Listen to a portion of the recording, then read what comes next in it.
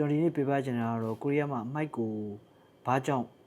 အိတ်နေပဲစွန့်ပစ်ရတယ်လေဆိုတဲ့အကြောင်းရင်းဖြစ်ပါတယ်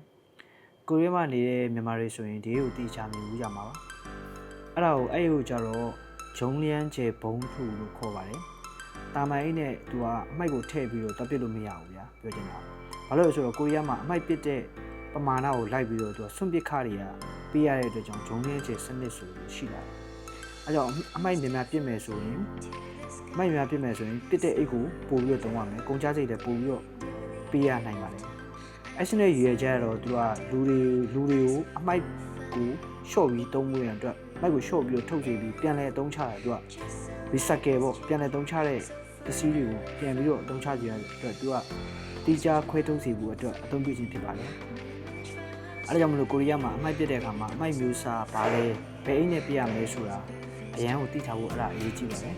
နောက်ဗီဒီယိုမှာကိုရီးယားမှာဘယ်မိုက်ကိုဘယ်လိုပြရမလဲဆိုတာကျွန်တော်အသေးစိတ်ဆက်ပြောပြပါမယ်အားလုံးပဲ like and follow လုပ်ပြီးပါကျေးဇူးတင်ပါတယ်